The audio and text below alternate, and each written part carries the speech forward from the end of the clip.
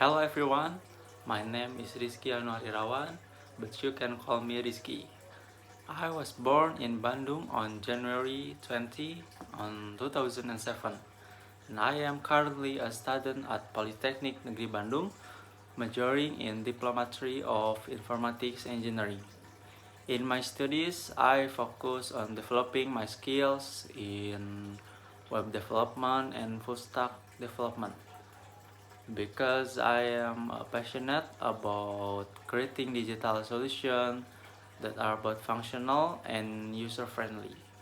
I enjoy coding and building websites from scratch, turning ideas into real and working applications. As for my competencies, I consider myself as a hardworking and curious learner who enjoys solving problems, learning new technologies, and working on projects that challenge my creativity. My prospects career is to become a software engineer where I can contribute innovative tech projects and continue improving my programming skills. Outside of academics, I have a strong passion for hiking. So far, I've been climbed 5 mounts, including Mount Burangrang, Mount Papandayan, Mount Kerenceng, Mount Guntur, and Mount Cikuray. I usually go hiking with three of my close friends.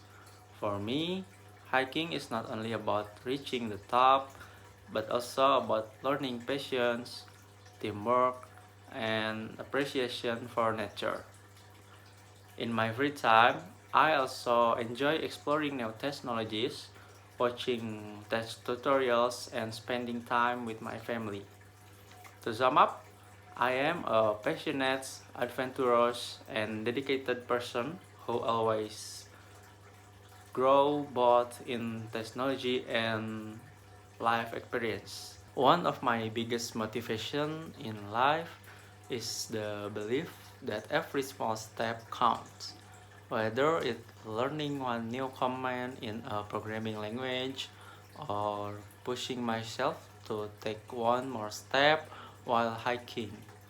That's called progress. No matter how small, always move us forward. I try to apply this mindset in everything I do. I believe consistency and effort are more important than talent alone. That's all I can talk about myself. Pleasure to meet you. Now, I would like to describe a very inspiring person from Indonesia, Basharuddin Yusuf Habibi, or better known as B.J. Habibie. I read the biography of B.J. Habibie entitled B.J. Habibie, Guru Terbesar Adalah Otak Saya. The physical appearance of B.J. Habibie is he is a man of medium height with a slim body. He has bright, intelligent eyes that often showed his curiosity and passion for knowledge. His smile was warm and kind, giving him a very friendly impression. He usually wore glasses, which made him look like a true intellectual. His posture reflected dignity and discipline, the kind of presence that naturally earned respect. B.J. Habibie was born on June 25, 1936 in Parepare, South Sulawesi, Indonesia. He was the third president of Indonesia, serving from 1998 to 1999, right after President Suharto's resignation. Before becoming president, he was known as a brilliant engineer and scientist, especially in the field of aeronautics. He studied in Germany and earned his engineering degree there. Habibie was famous for developing aircraft technology and was often called the father of Indonesian technology. B.J. Habibie was known as a smart, visionary, and hard-working person. He was deeply passionate about science and education. He believed that Indonesia could stand proudly through technological advancement. Besides being intelligent and kind-hearted, always encouraging young people to pursue their dreams. He was also disciplined and perfectionist, never satisfied with average results, and he always aimed for excellence. The positive points of B.J. Habibie is his intelligence combined with love for his country. He was a true patriot who used his knowledge not for personal gain but for the progress of Indonesia. He proved that Indonesians could compete globally in science and technology. His leadership during the reform era also showed his courage, honesty, and dedication to democracy. However, like any human being, B.J. Habibie was not perfect. Some people said that he was too idealistic. He often expects others to walk as fast and as precisely as he did. This made it hard for some people to keep up with him. During his short presidency, some of his political decisions were also considered controversial, such as allowing East Timor to hold a referendum for independence. But even so, this decision came from his strong belief in freedom and democracy. What makes B.J. Habibie so interesting to me is his unique combination of intelligence, love, and faith. He was not only a scientist but also a romantic and spiritual person. His lifelong love story with Ainun Habibie became one of the most touching stories in Indonesia, showing his loyalty, sincerity, and emotional depth. His charisma came not just from his brain, but also from his heart. In my opinion, B.J. Habibie is one of the greatest figures in Indonesian history. I admire him is not only for his intelligence but also for his humility and dedication. He proved that knowledge can change a nation when used with integrity and passion. I believe his life teaches us that success is not only about being smart, but also having a good heart, strong principles, and love for our country. I hope we all can be inspired by B.J. Habibie's amazing life and legacy.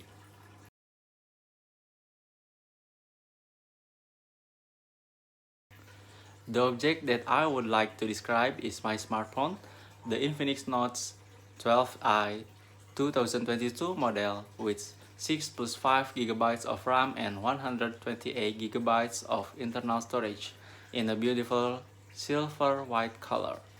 The smartphone is one of my favorite electronic device because I use it every day for many purposes in my life. Let me begin by describing the physical appearance of the phone.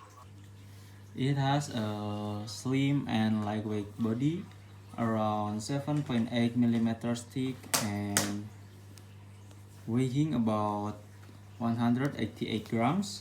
The phone back cover is made of glossy plastic that shines like metal, giving it a premium look even though it's quite affordable. Its color is combination of silver and white, which makes it look clean, futuristic, and stylish. On the back, there is a rectangular camera module containing 3 cameras and an LED flash. The front side has a 6.7-inch AMOLED display with a small notch for the front camera. Overall, the phone feels solid in the hand and looks elegant. Now, about the function and usage. Like most smartphone, uh, my smartphone is used for communication such as calling, texting, chatting, and video calling. However, it can do much more than that. I use this phone for studying, entertainment, photography, and social media. It helps me read ebooks, do research, join online class, play games, take pictures, and record videos. It is truly a multifunctional device that supports my daily activities. I usually use it every day, almost all the time, in the morning to check my emails and message, during the day for studying or working on assignments, and at night to relax by watching YouTube or movies. Next, let me explain its specification in detail. This phone runs on the MediaTek Helio G85 chipset, which has an octa-core processor for smooth performance. It has 6 GB of physical RAM plus an additional 5 GB of virtual RAM, giving a total of 11 GB for multitasking. This means it can run many apps at the same time without lagging. The storage capacity is 128 GB, large enough to save thousands photos, videos, and documents.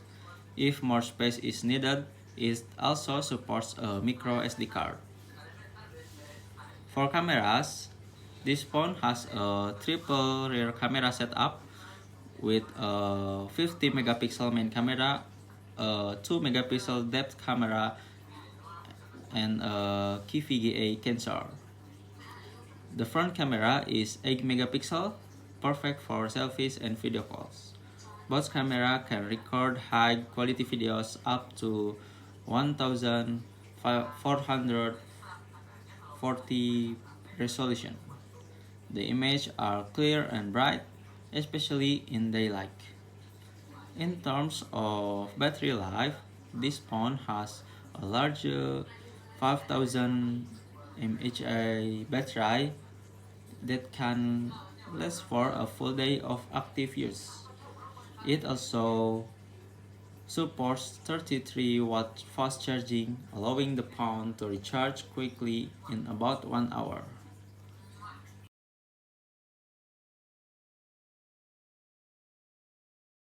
The first place I would like to describe is my hometown, Bandung, which is one of the most beautiful cities in Indonesia. Bandung is the capital city of West Java province and is often called the Paris of Java because of its cold weather, fashionable people, and artistic atmosphere. The people in Bandung are mostly Sundanese. They are known to be very friendly, polite, and creative. The city is full of young people because there are many famous universities, so it feels very energetic and modern. The weather in Bandung is so cool and fresh throughout the year because it is located in highlands and surrounded by mountains. That makes it a perfect escape from the heat of big cities like Jakarta. When we talk about food, Bandung is a paradise. There are so many delicious local dishes such as nasi timbel, batagor, mie kocok, cireng, and seblak. Street food and cafe culture are a big part of Bandung life. You can find trendy cafes everywhere, serving both traditional and modern meals. For landmarks, we have Gedung Sate, a famous government building with Dutch-style architecture, and Braga Street, a historic road filled with colonial buildings, cafes, and art galleries. There is also Simpang Lima Bandung, a lively public area where people gather, exercise, and relax, and PVJ, which stands for Paris Van Java Mall, a modern shopping center with a semi-outdoor design inspired by European style. Bandung also offers many tourism spots such as Kawah Putih and Tangkuban Perahu. In Lembang, you can find strawberry farms, hot springs, and tea plantations that are very popular for family trips.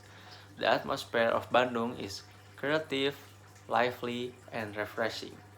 It combines the calmness of nature with the excitement of city life.